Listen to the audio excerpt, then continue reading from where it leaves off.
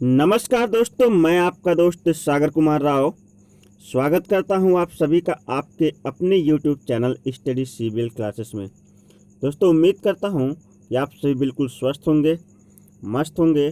तो आज जो टॉपिक मैं आप लोगों के लिए लेकर आया हूं, यह टॉपिक बड़ा ही इंटरेस्टिंग है। उन युवाओं के लिए है, उन लड़के और लड़कियों के लिए है जो प्रेम विवाह करना चाहते हैं। लव मैरिज के बारे में हमारा कानून क्या कहता है, लव मैरिज के बारे में आज हम एक एक करके सारी बातों को समझेंगे, सारी बातों को जानेंगे। इसके लिए मुझे बहुत सारे ईमेल्स, बहुत सारे मैसेजेस और बहुत सारे कमेंट्स आए, जिसके बाद मैंने यह वीडियो बनाने का निर्णय लिया है। आज आपसे बहुत सारी बातें करने वाला हूं, बस आप वीडियो को स्किप मत करिएगा, पूरा वीडियो ध्यान से देखिएगा, क्योंकि आज जो आपको बहुत कुछ सीखना है। तो पहले तो आपको बता दूं, 1954 1954 ईस्वी में हमारे देश में एक रिवॉल्यूशन, एक क्रांति हुई, जो क्रांति कानून द्वारा शुरू की गई, जिस क्रांति का नाम था विशेष विवाह अधिनियम 1954। विशेष विवाह अधिनियम 1954। विशेष विवाह अधिनियम 1954। आप इसे नोट करते भी चल सकते हैं। ये कानून प्रत्येक लड़के व लड़कियों को जिसकी उम्र 21 वर्ष से ज़्यादा है, लड़के की, और लड़की जिसने 18 वर्ष की आयु को पूरा कर लिया है, बिना किसी जाति धर्म के भेदभाव रुकावट के बिना विवाह करने का अधिकार देती है। जी हाँ, 1954 के अनुसार वह लड़का जिसने 21 साल की उम्र को पूरा कर लिया है और लड़की जिसने 18 वर्ष की आयु को पूरा कर लिया है, उन्हें बिना किसी जाति धर्म के भेदभाव और रुकावट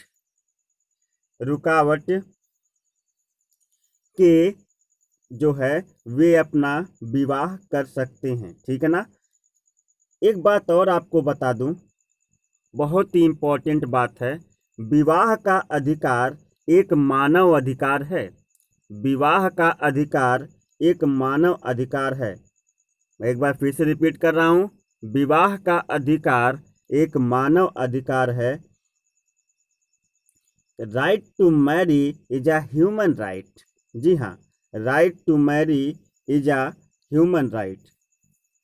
ठीक है, आगे।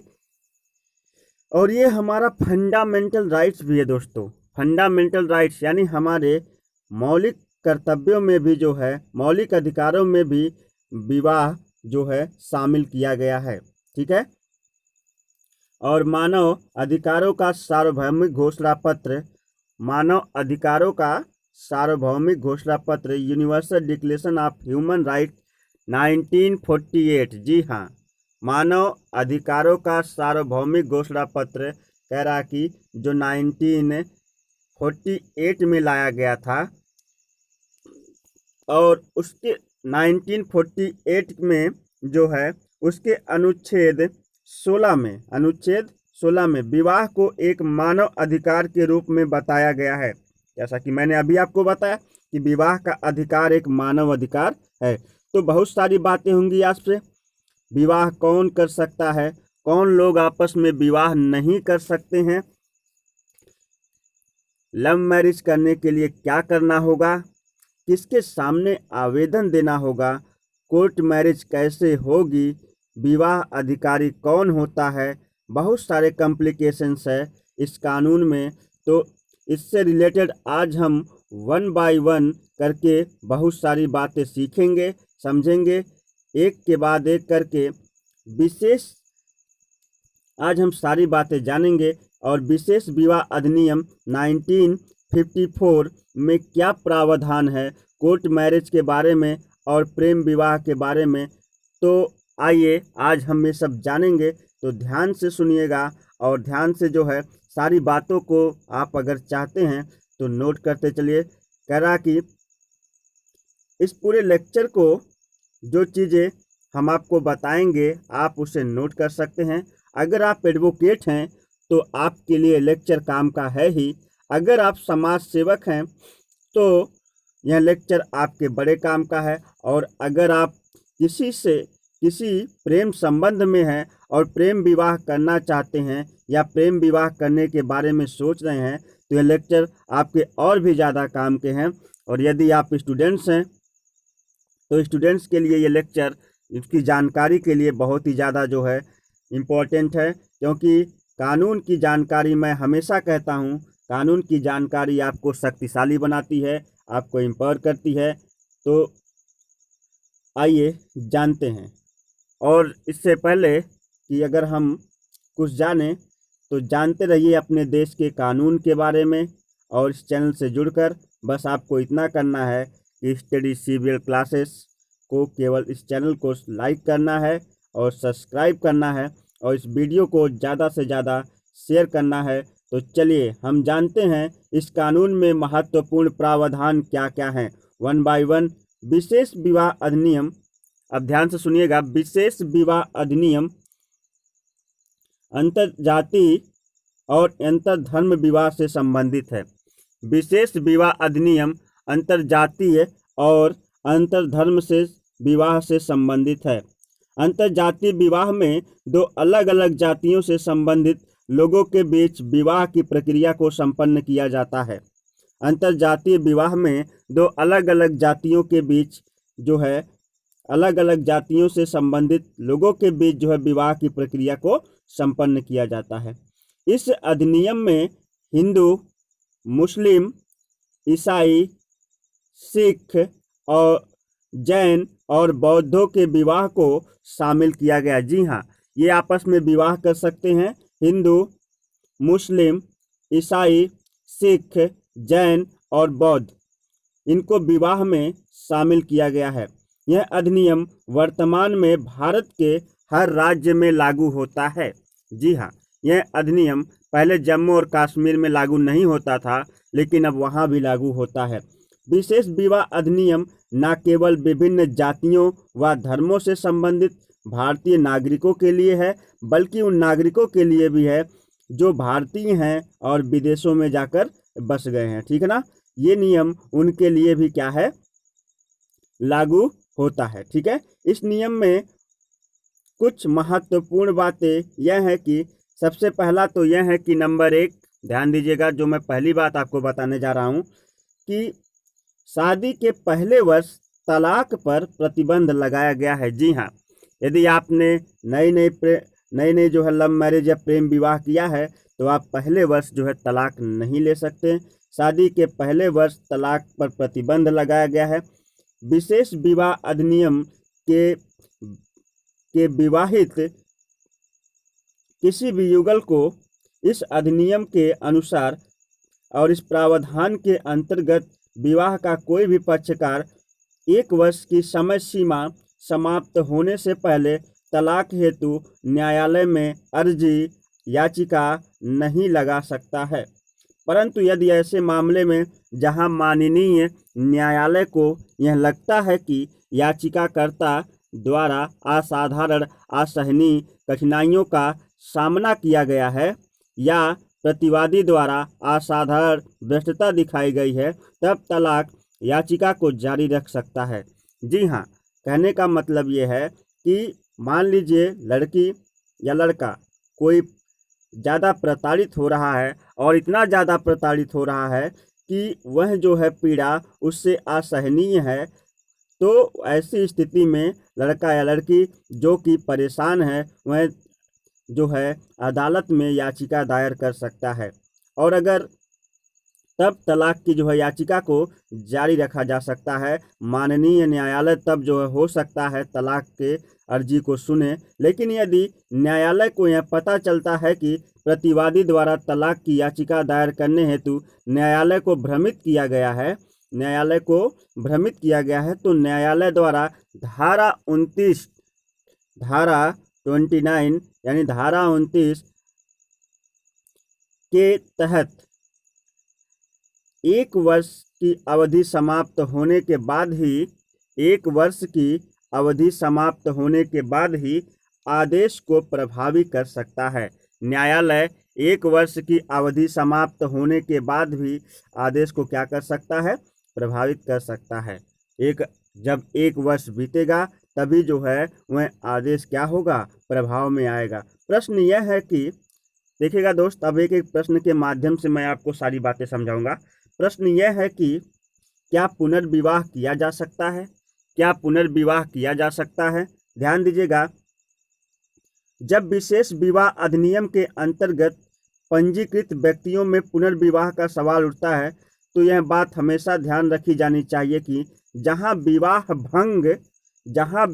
भंग हो गया है और अपील का अधिकार समाप्त हो गया है या निर्देशित समय सीमा में याचिका नहीं लगाई गई है या अपील खारिज कर दी गई है, तब जैसा कि अधिनियम में दिया गया है पक्षकार विवाह कर सकते हैं। मतलब यदि पक्षकार ने कोई दूसरा विवाह किया है और उस विवाह में कोई पक्षकार जिससे वह विवाह किया था यदि उससे तलाक नहीं हुआ है या फिर जिससे विवाह किया था हो सकता है उस पक्षकार की मृत्यु हो गई हो, कहने का तात्पर्य है कि पहला विवाह जो है पूर्ण रूप से भंग हो गया है तभी वह पुनर्विवाह कर सकता है। ठीक है ना। तो वही कह रहा कि कोर्ट मैरिज से संबंधित कुछ प्रश्न लगातार पूछे जाते हैं। जैसे नंबर 1, कोर्ट मैरिज कैसे कर सकते हैं, कौन कोर्ट मैरिज कर सकता है। तो चलिए एक एक करके सही प्रश्नों के जवाब देते हैं। इसके बारे में कुछ जानकारी आपको दूंगा, आप इसे लिखते चलिए एक प्रश्नोत्तरी के माध्यम से, क्वेश्चन और आंसर के माध्यम से। तो प्रश्न पूछा है कि क्या विवाह का पंजीकरण ऑनलाइन किया जा सकता है, क्या विवाह का पंजीकरण ऑनलाइन किया जा सकता है। यानी कि आप घर बैठे ही क्या ऑनलाइन आप ये जो युगल शादी करना चाहते हैं क्या उनकी दोनों के नाम को ऑनलाइन पंजीकृत कर सकते हैं। तो आपको जानकारी दे दूं कि विवाह का पंजीकरण ऑनलाइन नहीं किया जा सकता। जी हाँ, विवाह का पंजीकरण ऑनलाइन नहीं किया जा सकता। इसके लिए विवाह अधिकारी, जिसे मैरिज ऑफिसर कहते हैं, उसके सामने स्वयं उपस्थित होना आवश्यक है। इसके लिए जो है मैरिज ऑफिसर के सामने उपस्थित होना क्या है, जरूरी है। ठीक है। और दूसरा प्रश्न यह पूछा जाता है, सेकंड क्वेश्चन, कि क्या कोर्ट मैरिज में माता पिता की मंजूरी अनिवार्य है। क्या कोर्ट मैरिज में माता पिता की मंजूरी अनिवार्य है। तो इसका उत्तर है नहीं। कोर्ट मैरिज के लिए माता पिता की मंजूरी बिल्कुल अनिवार्य नहीं है, बशर्ते जो नियम है उन नियमों का पालन होना चाहिए। यानी 1954 या फिर विवाह अधिनियम में जो भी कुछ नियम दिए गए हैं, यदि आप उन नियमों का पालन करते हैं तो फिर माता पिता की मंजूरी अनिवार्य नहीं है। ठीक है दोस्त, आगे बढ़ते हैं। चलिए, तो माता पिता मंजूर नहीं हो रहे हैं, इसीलिए तो लोग कोर्ट मैरिज करते हैं। तो ये कोर्ट मैरिज में माता पिता की मंजूरी आवश्यक नहीं है, लेकिन कुछ शर्तें जिनका पालन करना जरूरी है। अगर इन शर्तों का पालन नहीं किया जाता है तो कोर्ट मैरिज मान्य नहीं होगी। तो आइए देखते हैं ये शर्तें क्या क्या हैं। जी हाँ, विशेष विवाह अधिनियम की धारा 2 अध्याय 4 के अनुसार, विशेष विवाह अधिनियम की धारा 2 अध्याय 4 के अनुसार कहा कि इस विवाह में शामिल होने के लिए कुछ शर्तों का पालन होना जरूरी है। जैसे सबसे पहले कह रहा कि सबसे पहले यह इम्पोर्टेंट है कि दोनों पक्षकारों ने पहले कोई विवाह ना किया हो। दोनों पक्षकारों ने पहले कोई विवाह ना किया हो, या विवाह में शामिल होने के बाद दोनों पक्षकार जो पति पत्नी हो, अगर वो दूसरा विवाह करना चाहते हैं तो पहले जिससे उनका विवाह हुआ था उस पति पत्नी से जो है पूर्णतया उसका विवाह भंग हो गया हो, अर्थात तलाक हो चुका हो। या फिर आप ये भी कह सकते हैं कि विवाह भंग होने के साथ साथ हो सकता है कि उनमें से किसी पक्षकार की मृत्यु हो चुकी हो। ठीक है ना। और आगे जो मैं आपसे बात करने जा रहा हूँ, नंबर 2 कि दूसरी इम्पोर्टेंट बात यह है कि दोनों पक्ष वैध सहमति देने के लिए सक्षम होने चाहिए, अर्थात अपने मन की बात कहकर दोनों पक्षों को स्वेच्छा से विवाह में शामिल होना चाहिए। इसका अर्थ यह है कि दोनों पक्षकार समझबूझ रखने वाले हों, व्यक्ति समझबूझकर अपने विवाह को करने वाले हों, पागल या मध्यचित ना हो। ठीक है ना दोस्तों। तीसरी बात यहाँ आती है, तीसरी इंपॉर्टेंट बात यह है कि पुरुष है उसकी आयु 21 वर्ष से ज़्यादा होनी चाहिए तथा जो महिला है उसकी आयु 18 वर्ष से ज़्यादा होनी चाहिए। फिर एक इम्पॉर्टेंट शर्त यह है कि दोनों पक्षकार संतान की उत्पत्ति के लिए शारीरिक रूप से योग्य होने चाहिए। ठीक है ना। दोनों पक्षकार संतान की उत्पत्ति के लिए शारीरिक रूप से योग्य होने चाहिए। एक बात और हमसे कहा जाता है कि ये कौन लोग आपस में विवाह नहीं कर सकते हैं, तो देखिएगा करा कि निषिद्ध संबंधों की सूची में पक्षकार नहीं आने चाहिए। यदि निषिद्ध संबंधों की सूची में आते हैं तो उनका विवाह नहीं हो सकता। ये जो है अवैध माना गया है। तो ये निषिद्ध संबंध की सूची क्या है, इस करा कि इसके लिए अनुसूची 1 के अधिनियम में कानून करा कि इसके लिए अनुसूची 1 अधिनियम इस कानून की अनुसूची 1 में लंबे प्रावधान दिए गए हैं। एग्जाम्पल के लिए निषिद्ध संबंधों की सूची में भाई बहन निषिद्ध संबंधों की सूची में आते हैं, या सगोत्री विवाह नहीं हो सकता है, ये निषिद्ध संबंधों की सूची में आता है। इसकी लंबी सूची है कौन लोग आपस में विवाह नहीं कर सकते, लेकिन अगर कोई धर्म अगर इस बारे में अनुमति देता है, अगर कोई धर्म इस बारे में अनुमति देता है तो वहाँ विवाह संभव भी हो सकता है। ये देखना पड़ेगा अनुसूची 1 को बहुत डिटेल से। इसके लिए बहुत इम्पोर्टेंट है कि अनुसूची 1 आप रिफ़र करें, आप अनुसूची 1 को देखें, आप इस कानून को ज़रूर देखें अगर इस बारे में जानकारी चाहते हैं तो आइए समझते हैं कोर्ट मैरिज के लिए क्या प्रक्रियाएं हैं। इस चीज़ों को हम स्टेप बाय स्टेप करके चरण में समझेंगे। तो स्टेप नंबर 1 ध्यान दीजिएगा, अब हम आपको बताएंगे स्टेप नंबर 1। स्टेप नंबर 1 चरण 1 क्या कहता है। चरण 1 के अनुसार प्रयोजित विवाह की सूचना या आवेदन दिया जाना चाहिए। कोर्ट मैरिज में विवाह करने के लिए सबसे पहले स्टेप 1 चरण 1 में जिले के विवाह अधिकारी मैरिज ऑफिसर को सूचित करना चाहिए।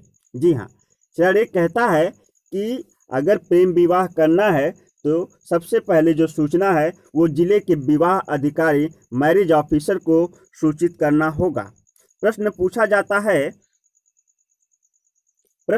जाता है कि सूचना किसके द्वारा दी जानी चाहिए। तो देखिएगा प्रश्न पूछा जाता है कि सूचना किसके द्वारा दी जानी चाहिए। तो विवाह में शामिल होने वाले पक्षों को लिखित में सूचना दी जानी चाहिए। दोनों पक्षकार जो है मैरिज ऑफिसर के सामने उपस्थित होकर के उसे सूचना देंगे। अब प्रश्न यह पूछा जाता है कि सूचना किसे दी जाएगी। तो सूचना जिस जिले में विवाह हो रहा है उस जिले के विवाह अधिकारी को दी जाएगी, जिसमें कम से कम एक पक्ष ने सूचना की तारीख से 1 महीना पहले तक शहर में निवास किया हो। जिस शहर में आप विवाह करना चाहते हैं आप दोनों पक्षकारों में से कोई एक पक्षकार कम से कम उस शहर में जाकर 1 महीने तक निवास करे पहले से, और 1 महीने बाद विवाह। उदाहरण के तौर पर यदि कोई पुरुष और महिला जो इंदौर में रहते हैं और भोपाल में विवाह करना चाहते हैं तो उनमें से किसी एक को सूचना की तारीख से 3 दिन पहले भोपाल में निवास करना अनिवार्य है। जी हाँ, 1 महीने को घटाकर 3 दिन कर दिया है। उनमें से किसी एक को करा कि विवाह की तारीख से कितना दिन पहले, 3 दिन पहले भोपाल में निवास करना अनिवार्य है। प्रश्न यह भी पूछा जाता है कि सूचना किस प्रारूप में दिया जाना चाहिए। तो सूचना के लिए इस कानून की अनुसूची 2 में प्रारूप दिया गया है। तो अनुसूची 2 के अनुसार सूचना होनी चाहिए जिसके साथ आयु और निवास प्रमाण पत्र संलग्न करने होंगे। आयु प्रमाण पत्र और निवास प्रमाण पत्र और अन्य सभी दस्तावेज जो कि पहचान के लिए, साथ ही साथ उम्र सीमा को जानने के लिए इस प्रकार के प्रमाण पत्रों को संलग्न करना होगा। चरण 2 में चलते हैं। चरण 2 क्या कहता है? स्टेप नंबर 2 में चलते हैं। इस प्रेम विवाह के बारे में स्टेप नंबर 2 क्या कहता है, तो ध्यान दीजिएगा। सूचना का प्रकाशन कौन करेगा और सूचना कैसे प्रकाशित की जाएगी, तो इसके बारे में जानते हैं। तो चलिए आपको बताते हैं कि सूचना का प्रकाशन जिले का विवाह अधिकारी उसके सामने जो है सूचना जारी की जाएगी। वह ऐसी सूचना का प्रकाशन करेगा, सूचना की एक प्रति कार्यालय में और एक ऐसे विशेष स्थान पर तथा एक उस जिला कार्यालय में जहां विवाह पक्ष अस्थायी रूप से रहते हों प्रकाशित की जाएगी। आपत्ति प्रस्तुत, अब देखिए आपका जैसे विवाह हो रहा है तो विवाह में विलन, विवाह में आप कह सकते हैं कि आपत्ति कौन दर्ज कर सकता है, रुकावट कौन बन सकता है, तो वही करा कि आपत्ति कौन दर्ज कर सकता है, आपत्ति कौन प्रस्तुत कर सकता है, कौन आके शादी को रुकवा सकता है। तो कोई भी व्यक्ति आपत्ति प्रस्तुत कर सकता है और आपत्ति के आधार अधिनियम के अध्याय 2 के अनुभाग 4 में दी गई है। आपत्ति के आधार क्या क्या होने चाहिए, क्या क्या हुआ अगर उसने आपत्ति दायर कर दी तो विवाह नहीं हो सकता। तो इसके बारे में जो है विवाह अधिनियम के अध्याय 2 के अनुभाग 4 में बताया गया है। जो व्यक्ति आपत्ति प्रस्तुत करना चाहता है वह अपनी आपत्तियों को विवाह अधिकारी के समक्ष रखेगा। यदि प्रस्तुत की गई आपत्तियां ऊपर दिए गए तथ्यों से मेल जोल नहीं है तो उसका परिणाम कुछ नहीं निकलेगा। हालांकि ज़्यादातर मामलों में विवाह अधिकारी को किसी भी आपत्ति की जांच करना जरूरी होता है। ये जो आपत्ति लगाई गई है जिला विवाह अधिकारी के सामने लगाई जाएगी और आपत्ति के आधार मैंने बताया अध्याय 2 के अनुभाग 4 में दी गई है। सूची के अनुसार यदि आपत्ति स्वीकार कर ली जाए तो परिणाम क्या होंगे हम ये भी समझ लेते हैं। आपत्ति प्रस्तुत करने के 30 दिनों के भीतर विवाह अधिकारी को जांच पड़ताल करना जरूरी है, लेकिन यदि आपत्तियों को सही पाया जाता है तो फिर विवाह नहीं हो सकेगा। स्वीकार की गई आपत्तियों पर कोई भी पक्षकार अपील दर्ज कर सकता है। अपील स्थानीय जिला न्यायालय में विवाह अधिकारी के क्षेत्र में दर्ज की जा सकती है। आपत्ति स्वीकार होने से 30 दिन के भीतर अपील दर्ज करवाना जरूरी है। अभी तक हमने इस 3 स्टेज को समझा है। नंबर 1, आवेदन किसके सामने लगाया जाएगा, नंबर 2, आवेदन कौन लगाएगा, और नंबर 3, आपत्ति कौन दर्ज करेगा। ठीक है ना। और अगर आपत्तियों में से कोई भी आपत्ति सही पाई जाती है तो इसका मतलब विवाह नहीं हो सकेगा। तो चलिए समझते हैं ये आपत्तियां क्या हैं। अनुसूची के अध्याय 2 के अनुभाग 4 में जो है इसकी सूची दी गई है। उदाहरण के लिए अगर एक महिला और एक पुरुष ने विवाह अधिकारी के सामने विवाह की अर्जी एप्लीकेशन को लगाया है और वे आपस में विवाह करना चाहते हैं, विवाह करने के लिए मान लो इसमें से किसी एक की पहले से ही कोई जीवित पत्नी या पति है, अर्थात उसने पहले से ही शादी किया है, अब वह दूसरा विवाह करना चाहता है तो उसकी पति या पत्नी आकर आपत्ति लगाती है या लगाता है कि इसका विवाह पहले हो चुका है और इसको दूसरा विवाह करने का अधिकार नहीं है, और विवाह अधिकारी जांच करता है और अगर ये पाता है कि हाँ पहले से भी इसने विवाह किया है तो विवाह अधिकारी विवाह को रद्द कर देगा और विवाह नहीं होने देगा। अब तक आपने यहाँ तक की बात समझी। चलते हैं स्टेप नंबर 4 में। स्टेप नंबर 4 इस बारे में क्या कहता है, तो इसको भी जानते हैं। प्रश्न है कि जो विवाह की घोषणा है उस पर हस्ताक्षर कौन करेगा। विवाह की घोषणा पर हस्ताक्षर कौन करेगा, तो दोनों पक्ष जो शादी करना चाहते हैं, पति और पत्नी, और साथ में 3 गवाह चाहिए। जी हाँ, साथ में 3 गवाह चाहिए जो विवाह अधिकारी की उपस्थिति में घोषणा पत्र पर हस्ताक्षर करेंगे। ठीक है ना। विवाह अधिकारी भी घोषणा पत्र को प्रति हस्ताक्षरित करेगा, प्रमाणित करेगा। ठीक है ना। और प्रारूप अधिनियम की अनुसूची 3 में दी गई है, यानी हस्ताक्षर का प्रारूप अधिनियम की सूची 3 में दी गई है। यह घोषणा विवाह अधिकारी तैयार करता है। अगले चरण का मतलब चरण नंबर 5 में चलते हैं।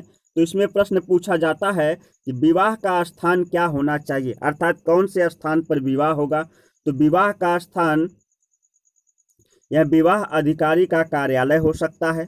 विवाह अधिकारी का कार्यालय हो सकता है जहाँ पे विवाह होगा, या फिर आप कह सकते हैं उससे उचित दूरी के भीतर कोई भी स्थान हो सकता है जहाँ विवाह संपन्न करवाना है। तो पहले तो मैंने आपको बताया है कि पहले लेक्चर में विवाह का अधिकार एक मानव अधिकार है। कोई भी वयस्क पुरुष और स्त्री आपस में विवाह कर सकते हैं, जैसा कि अभी सुप्रीम कोर्ट ने एक जजमेंट बताया है। दीपक मिश्रा साहब की बेंच के प्रमुख थे, जिस बेंच में दीपक मिश्रा साहब प्रमुख थे, उस बेंच ने निर्णय लिया है कि समलैंगिकता अपराध नहीं है। भारत में समलैंगिक संबंधों को अपराध नहीं माना गया है। इसके बारे में धारा 377 आईपीसी समलैंगिक संबंधों को अपराध बताती है। और कोई महिला और महिला या कोई पुरुष और पुरुष के बीच बनाया गया शारीरिक संबंध समलैंगिक संबंध कहा जाता है। लेकिन एक बात आपको स्पष्ट कर बता दूं कि सुप्रीम कोर्ट ने अपने जजमेंट में ये कहीं नहीं कहा है कि महिला महिला या पुरुष पुरुष आपस में विवाह कर सकते हैं। तो ये अधिकार अभी तक नहीं आपको मिला है।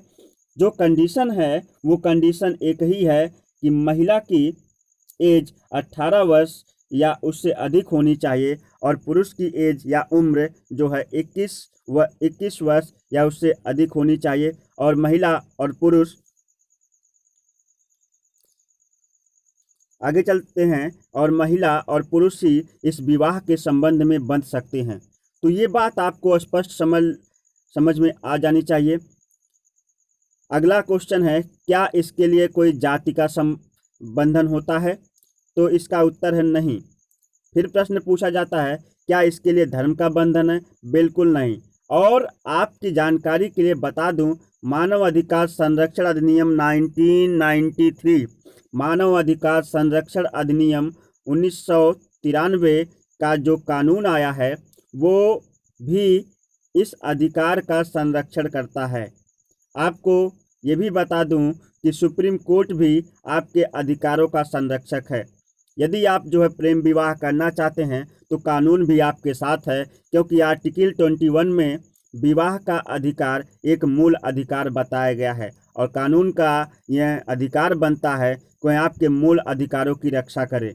भारतीय संविधान के अनुच्छेद 21 में तो मैं बात कर रहा हूं, और वही मानव अधिकार संरक्षण के लिए हमारा यूनिवर्सल डिक्लेरेशन आया है कि विवाह का अधिकार मूल अधिकार है। भारतीय संविधान के अनुच्छेद 21 में जो बातें बताई गई हैं उसके अनुसार जो है यूएनओ ने भी जारी किया है इसका अनुच्छेद 16 भी विवाह के अधिकार को मानव अधिकार के रूप में स्थापित करता है। तो ये बहुत काम की बातें हैं जो मैंने आज आपको यहाँ पर बताई है। अगर आपको यह लेक्चर समझ में आया है और यह लेक्चर पसंद आया है तो वीडियो को लाइक करिए, चैनल को सब्सक्राइब करिए, और हर उस प्लेटफॉर्म पर शेयर करिए जहां मौजूद लोग जो है इसके बारे में जानकारी चाहते हैं, चाहे वह व्हाट्सएप हो, चाहे वह आपका फेसबुक हो, ट्विटर हो। हम सोशल कॉस्ट कर रहे हैं लोगों को जागरूक बनाने के लिए, कानून की जानकारी के लिए, क्योंकि मैं हमेशा कहता हूं कानून की जानकारी हर तरफ से आपको शक्तिशाली बनाती है, हर तरफ से आपको मजबूत बनाती है। तो इसी के साथ मेरा लेक्चर समाप्त होता है। मैं आपसे विदा लेता हूं, मिलता हूं एक नए लेक्चर के साथ, इसी तरह की एक शानदार वीडियो के साथ। तब तक के लिए आपका एक ही फर्ज है कि वीडियो को ज़्यादा से ज़्यादा लाइक करिए, अपने दोस्तों तक ज़्यादा से ज़्यादा शेयर करिए।